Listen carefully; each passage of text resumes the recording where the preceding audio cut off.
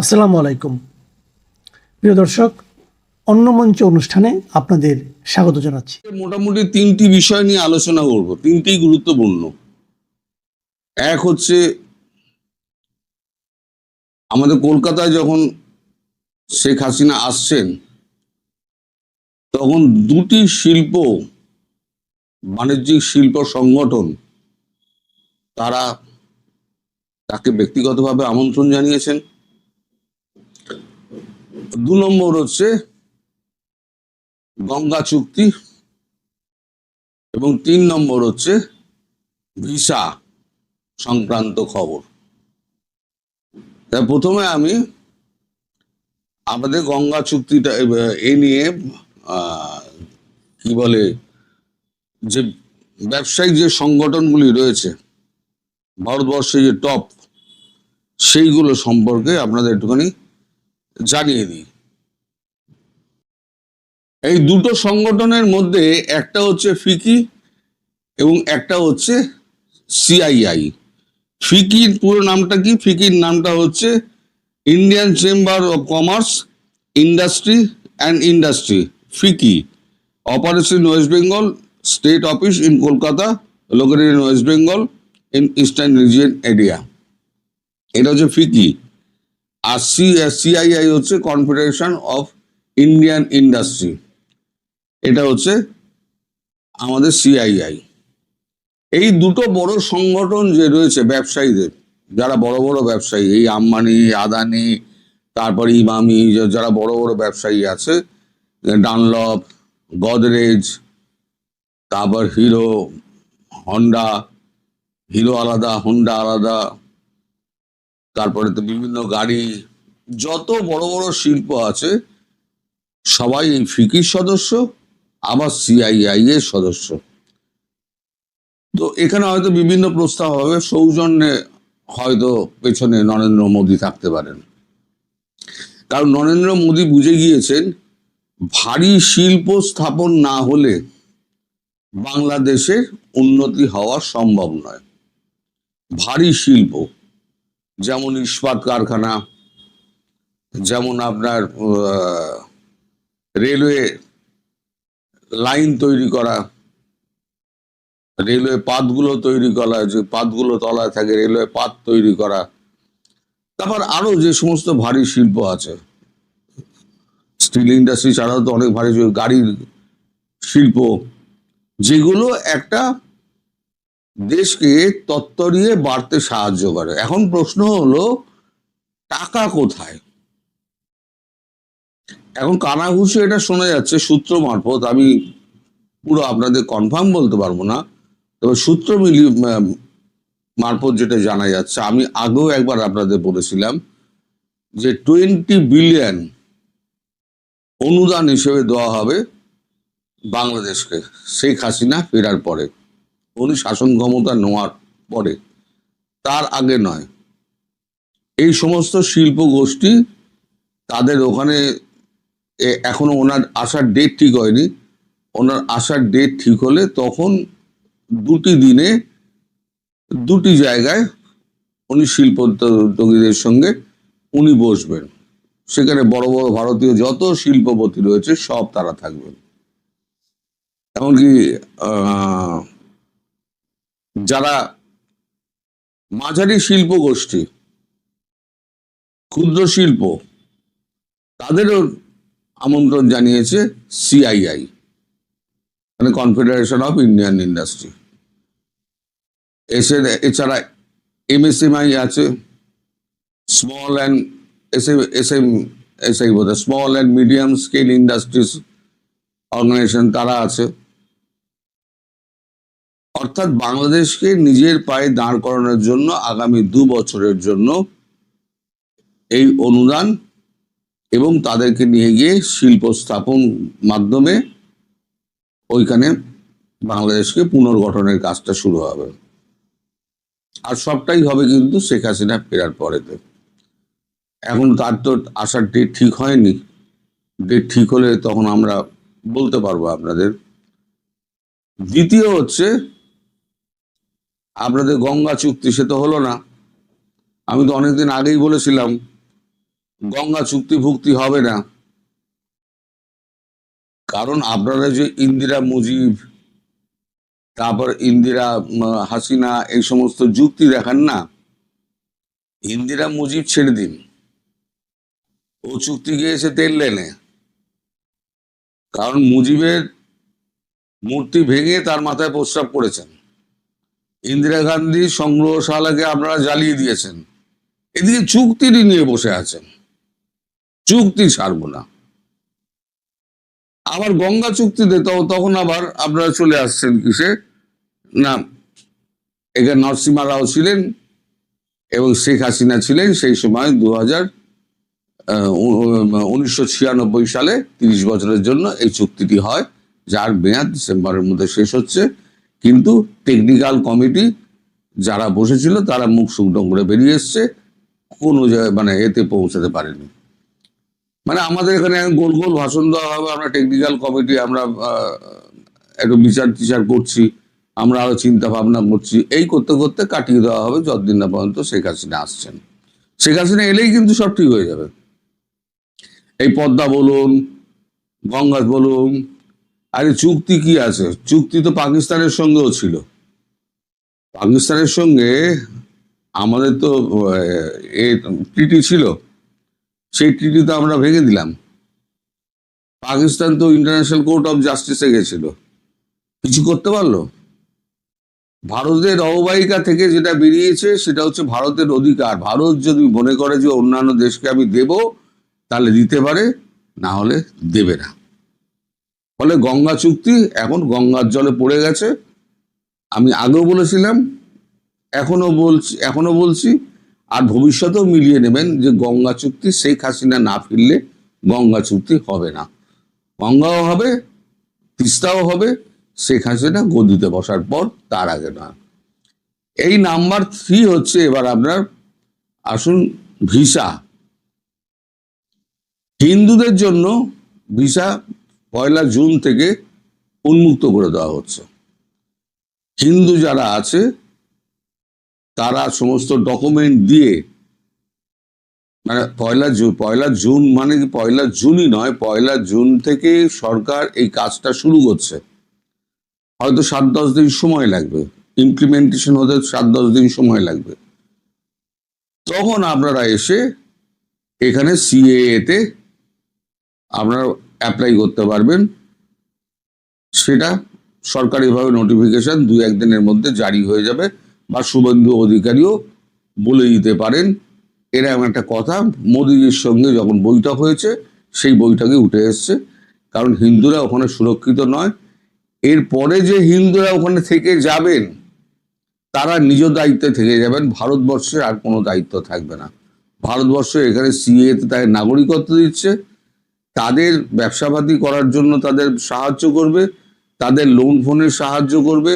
তারপরেও যদি আপনারা জমি মায়া ত্যাগ না করতে পারেন, আম গাছ আর কাঁঠাল বাগান এইসব যদি করে বেড়ান, তাহলে পরে আপনারা মানে হিন্দু শূন্য তো করবেই ওরা। এই জামাতি পুরো তো শেষ হবে না একদিনে, 50 বছর সময় লাগবে, জামাতি শেষ হবে না, যতটা কমানো যায়। আর যারা আছেন নন হিন্দু, মানে মুসলিম যারা, তাদেরও ভিসা দেওয়া হবে, ট্রাভেল ভিসা নয়, তাদের ভিসাটা দেওয়া হবে চিকিৎসা ভিসা। এবং সেখানেও কিছু শর্ত আছে। এই যে বৈষম্য বিরোধী আন্দোলনের মধ্যে যারা ছিল, যাদের ছবি, আমি তখনও বলেছিলাম যে প্রত্যেকটা ছবি কিন্তু রয়ের কাছে আছে, সব কিন্তু ওইখানে আপনাদের সমস্ত স্টাফকে সরিয়ে দেওয়া হচ্ছে। 1 জুনের আগে যত বাংলাদেশি স্টাফ আছে সবকে সরিয়ে দেওয়া হবে, সব করা 2 নম্বর সরিয়ে ওখান থেকে আমাদের এখান থেকে স্টাফ যাবে, গিয়ে তারা ওখানে পার্মানেন্টলি বসে ওখানে কাজটি করবে, তাদের সঙ্গে কারোর ভাবটা নই। আর ওখানে ভারতবর্ষের মানুষকে ঘুষ দিয়ে ম্যানেজ করা যাবে না, যেটা আপনাদের বাংলাদেশে খুব চালু ব্যবস্থা। টাকা ছাড়া কোনো কাজ হবে না, আগে টাকাটি বাড়িয়ে দাও, তাহলেই কাজ হয়ে যাবে। সুতরাং যারা মুসলিম আছেন, তাদের ব্যাকগ্রাউন্ড যদি ক্লিন থাকে, তারা আসতে পারেন। তবে চিকিৎসা ভিসা ছাড়া এখন ট্রাভেল ভিসা ফিসা এই সমস্ত কথা ভারত কিন্তু ভাবছে না। কিন্তু চিকিৎসাটা যেহেতু মানবিকতার ব্যাপার, তাই ভারতবর্ষ চিকিৎসার ব্যাপারটা দেখছে এবং চিকিৎসার ভিসাগুলো যত তাড়াতাড়ি ডিসপোজ করা যায় তার ব্যবস্থা করা হবে, সেটাও মোদির সঙ্গে শুভেন্দুর কথা হয়েছে। এবং এখানে যারা হিন্দু আছেন, এখন যারা পালিয়ে চলে এসছেন, তারাও 1 জুনের পর, ধরুন 7 দিন 10 দিন যাওয়ার পর, ওই ফরেন রেজিস্ট্রেশন অ্যাক্ট যে অফিসটা রয়েছে আপনার, আমি অনেক আগেও একবার বলেছিলাম, আমরা ওটাকে বলে রবীন্দ্র সদনের ওখানে এক্সাইড বোর্ড, ওখানে গিয়ে ফরেন রেজিস্ট্রেশন অফিস বললেই সবাই দেখিয়ে দেবে। ওখানে গিয়ে আপনাদের ফর্ম তুলতে হবে, ফর্ম তুলে ওইগুলো ফিল আপ করে আপনাকে সমস্ত ডিটেলস দিতে হবে। আপনার পিতামহ পিতামহ যদি কেউ থাকে তাদের দলিল, বা আপনার আপনার বাবা যে ওখানে ছিলেন, ঠাকুরদা ওখানে ছিলেন, যা যা আছে আমি তো পুরো জানি না, এগুলো আপনাকে দিতে হবে। দিলে পরে আপনারা এখানে সিএ নাগরিকত্ব পেয়ে যাবেন এবং ভোটাধিকারও আপনারা পেয়ে যাবেন। তারপরেতে আপনাদের আয় এবং সংস্থান এবং বাসস্থানের ব্যবস্থা সরকার ধীরে ধীরে ধীরে ধীরে করবে। আপাতত যা বোঝা যাচ্ছে 1 থেকে 1.5 কোটি বোধহয় হিন্দু রয়েছে, তাদেরকে ভারতবর্ষ নিয়ে নেবে যদি তারা আসতে চায়। আর যদি স্বেচ্ছায় কেউ মায়ার জালে আবদ্ধ থাকে, তাহলে তারা থাকুক, তো ভারতবর্ষ তো হাত ধরে টেনে নিয়ে আসবে না। এই হচ্ছে 3টে খবর। আপনারা সবাই ভালো থাকবেন। এই মুহূর্তে কথা বলতে এসে হঠাৎ করে ভারত বাংলাদেশ সীমান্ত অস্থিরতা প্রসঙ্গে একযোগে যেন সারা দেশের সীমান্ত অস্থির হয়ে উঠছে। কেন অস্থির হয়ে উঠছে? সাম্প্রতিক সময় বিশেষ করে বিএসএফ এর কাঁটাতারের বেড়া নির্মাণকে কেন্দ্র করে এবং অনুপ্রবেশ বা আরো অন্যান্য বিভিন্ন বিষয় নিয়ে সীমান্তে অস্থিরতা বিরাজ করছে। আমরা বিশ্ব নাগরিক, বাংলাদেশের নাগরিক হই বা ভারতের নাগরিক হই, যেটি হোক, যদি কেউ অন্যায় করে, বিএসএফ যদি অন্যায় করে কিংবা বিজিবি যদি অন্যায় করে, সেই অন্যায়কে আপনি যদি ভারতীয় নাগরিকও হন এবং বিবেকবান নাগরিক হন, আপনার বিএসএফ এর অন্যায়কে আপনি সমর্থন করবেন না। আমি বাংলাদেশের নাগরিক, আমার বিজিবি যদি অন্যায় করে সেটিকে আমি সমর্থন করব না। এটি আমাদের বিশ্বের সুনাগরিকের কর্তব্য হওয়া উচিত। সাম্প্রতিক সময় আমরা দেখেছি যে এই যে কাঁটাতারের বেড়া নিয়ে বিশেষ করে বিএসএফ এর অগ্রাসী ভূমিকা। নোম্যান্স ল্যান্ডের একটা এলাকা আছে 150 গজ, 150 গজ থেকে ভেতরে এসে কখনো কখনো কোনো জায়গায় বেড়া দেবার একটা প্রবণতা দেখা যাচ্ছে বা দেখা গেছে, যার দরুন বিজিবির সঙ্গে বিএসএফ এর একটা কেওয়াজ লেগে গেছে অনেক জায়গায়। এই কারণে সারা দেশে সীমান্ত উত্তেজনা আসলে বিরাজ করছে। আমরা একটু দেখে নেই যে সারা দেশে কোথায় কিভাবে কি ঘটছে। দেশের সার্বভৌমত্ব রক্ষা ও সীমান্তে যে কোনো আগ্রাসনের বিরুদ্ধে আমাদের সীমান্ত রক্ষী বাহিনী কতটা আপোষহীন তার এক চরম দৃষ্টান্ত তৈরি হয়েছে দেশের লালমনিরহাট সীমান্তে। সীমান্ত নিয়ে ভারতের সঙ্গে চলমান এক তীব্র উত্তেজনার পারদ এখন আকাশচুম্বী। আর এই পরিস্থিতিতে বর্ডার গার্ড বাংলাদেশ বিজিবি রয়েছে সর্বোচ্চ সতর্কতায়। সম্প্রতি লালমনিরহাটের পাটগ্রাম সীমান্তে কাঁটাতারের বেড়া নির্মাণকে কেন্দ্র করে ভারতীয় সীমান্তরক্ষী বাহিনী বা বিএসএফ এর সঙ্গে এক তুমুল উত্তেজনা তৈরি হয়। শুধু লালমনিরহাটে নয়, এর পাশাপাশি সিলেট সীমান্তেও চোরা কারবারিদের লক্ষ্য করে পাল্টাপাল্টি গুলির ঘটনা আমাদের উদ্বেগ বাড়িয়ে দিয়েছে। চোরা কারবারি কারা? বাংলাদেশের চোরা কারবারি গুলি করেছে। এই যে সীমান্তে গুলি করে, বিএসএফ গুলি করে, একটা বাংলাদেশের পক্ষ থেকে অভিযোগ আছে। ভারতের সীমান্ত তো আসলে এমন অবস্থানটা এমন যে শুট অ্যাট সাইট, অর্থাৎ দেখা মাত্র গুলি করতে হবে। এখন প্রশ্ন হলো, বাংলাদেশের চোরা কারবারিরা এই শুট অ্যাট সাইট জোনে যায় কেন? আপনি শুট অ্যাট সাইট জোনে যাবেন, ভারতীয় সীমান্ত রক্ষী বাহিনী বিএসএফ গুলি করবে, আর আমি সীমান্ত হত্যা করে গলা ফাটাবো। এটি আমার নিঃসন্দেহে অন্যায়। এটি যেমন আমার অন্যায়, ঠিক তেমনি এই যে বিএসএফ 150 গজের মধ্যে ঢুকে বেড়া দেবে, সেটাও কিন্তু কাম্য নয়। শুধু লালমনিরহাট নয়, এর পাশাপাশি সিলেট সীমান্তেও চোরা কারবারিদের লক্ষ্য করে পাল্টাপাল্টি গুলির ঘটনা আমাদের উদ্বেগকে বাড়িয়ে দিয়েছে। তবে স্বস্তির খবর এটাই যে গত শুক্রবার পাটগ্রামে বিজিবির তীব্র বাধা এবং অনড় অবস্থানের মুখে শেষ পর্যন্ত বিতর্কিত কোনো বেড়া নির্মাণ না করে পিছু হটতে বাধ্য হয়েছে বিএসএফ। বিএসএফ পিছু হটলেও সীমান্ত জুড়ে এখন এক থমথমে অবস্থা বিরাজ করছে। অন্যদিকে সিলেটে সাম্প্রতিক গোলাগুলির পর উত্তেজনা কিছুটা কমলেও সার্বিক নিরাপত্তা ব্যবস্থা বহুগুণ জোরদার করা হয়েছে।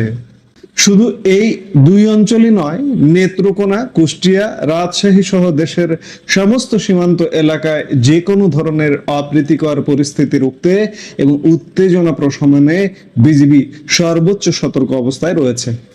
গত শুক্রবার লালমনিরহাটের পাটগ্রাম উপজেলার ঐতিহাসিক দহগ্রাম সীমান্তে বিশেষ করে 3 বিঘা করিডোর এলাকায় এক অভূতপূর্ব এবং বিপজ্জনক পরিস্থিতি তৈরি হয়।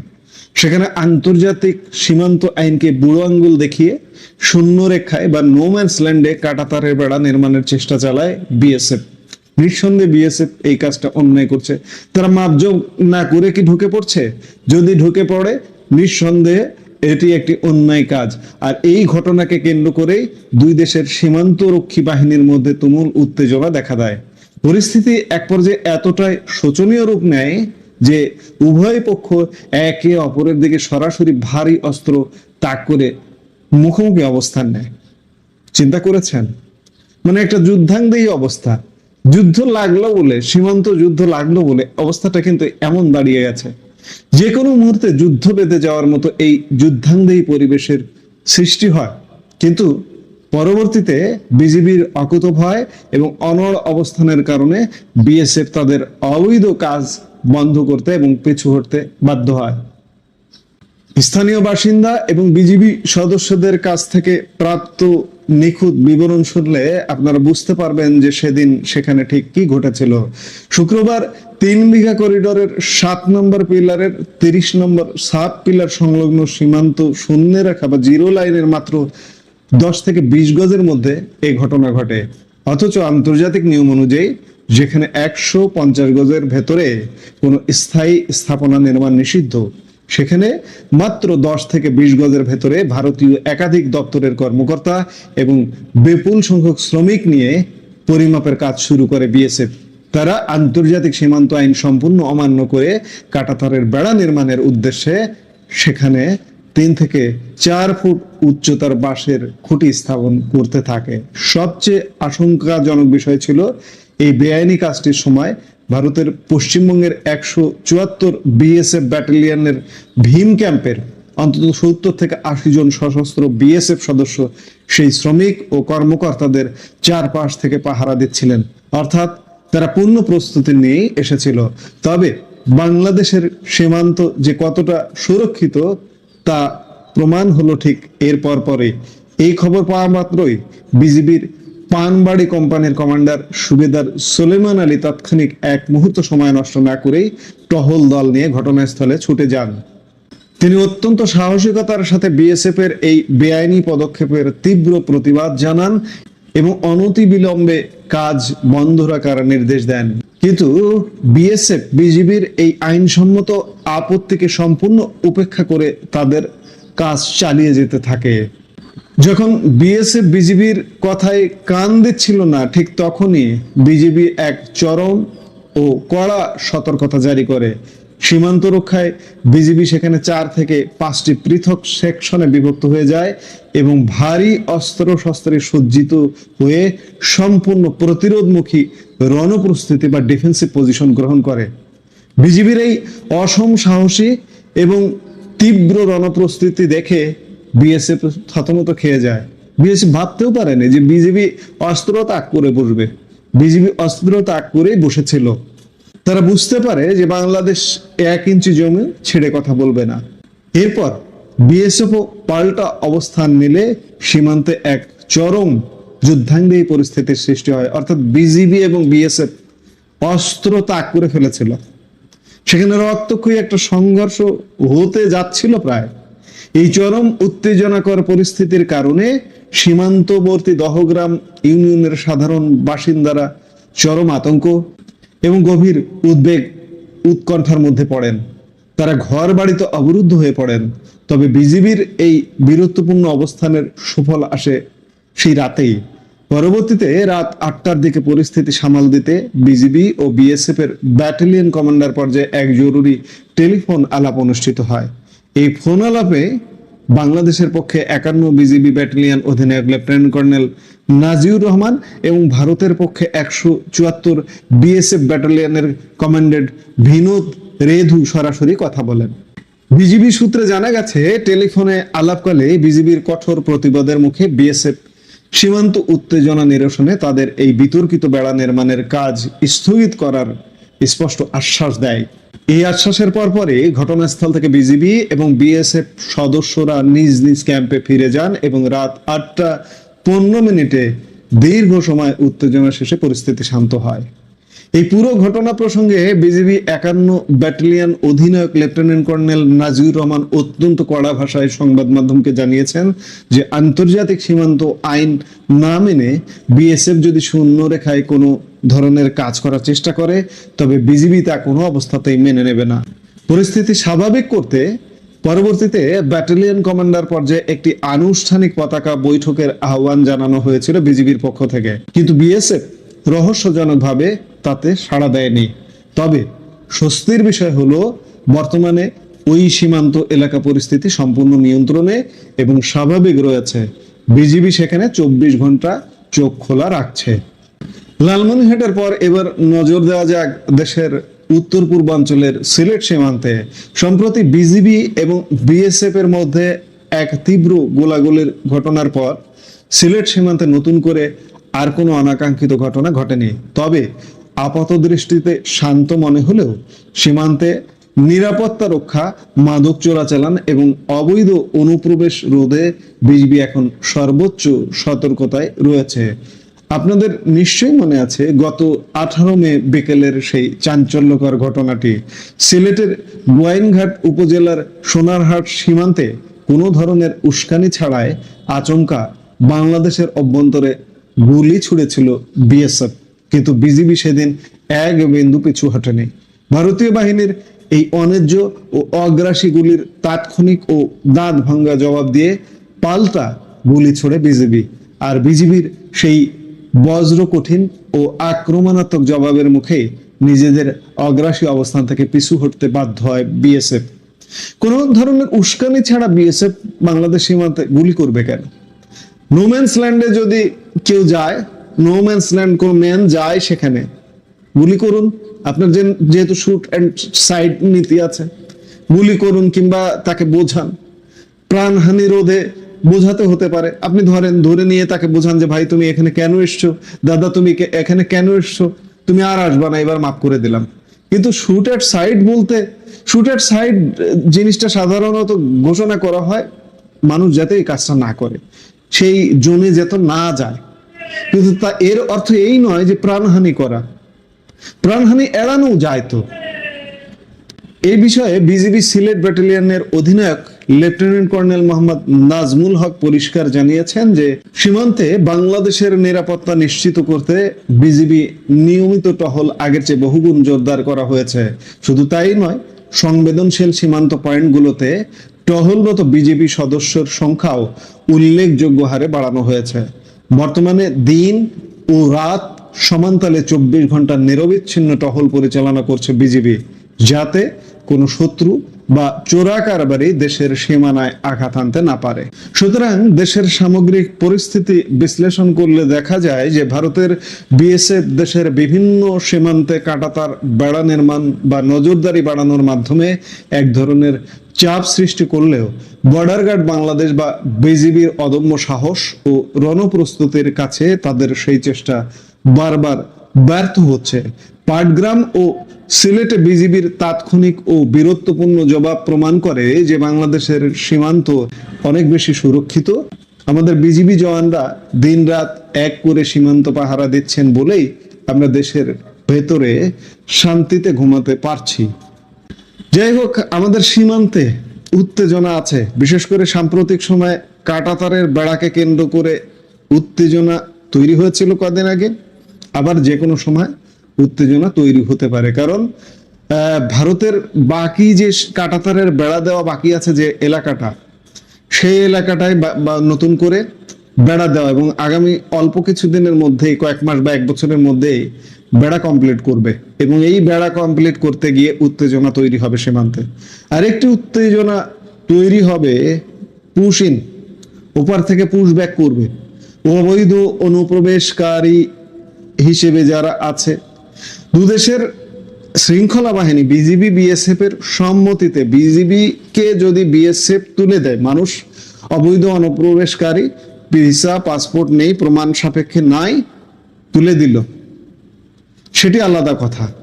কিন্তু রাতের অন্ধকারে যদি অবৈধভাবে পুশব্যাক করে, সেটি কিন্তু আরেকটি অন্যায়ের কারণ হবে। এবং সামনে এই পুশব্যাক এবং কাঁটাতারের বেড়াকে কেন্দ্র করে সীমান্ত উত্তেজনা আরো বাড়তে পারে। সব সীমান্তে বেড়াটা হোক আলোচনা সাপেক্ষে, পুশব্যাকটা যদি করতে হয় বাংলাদেশি প্রমাণ দিয়ে, বাংলাদেশিদের হাতে, বিজিবির হাতে প্রমাণ সহ যে এটি বাংলাদেশি, তার পাসপোর্ট নেই, ভিসা নেই, সে যে বাংলাদেশি এটি কিভাবে নিশ্চিত হব? সে যে বাংলাদেশ থেকে গেছে এর প্রমাণটা কিভাবে নিশ্চিত হব? এই যথাযথ নিশ্চিত করে এই পুশব্যাক পুশিন যেটি হোক না কেন হওয়া উচিত। আমরা প্রত্যাশা করি সীমান্তে উত্তেজনা নয়, তো দেশে শান্তি বিরাজ করুক। কারোই অন্যায় গ্রহণযোগ্য নয়, সেটা বিএসএফ, সেটা বিজিবি। আমরা ন্যায়ের পথে থাকি, এটাই প্রত্যাশা। এই মুহূর্তে ভিডিও থেকে বিদায় নিতে চাইছি। সবাই ভালো থাকুন।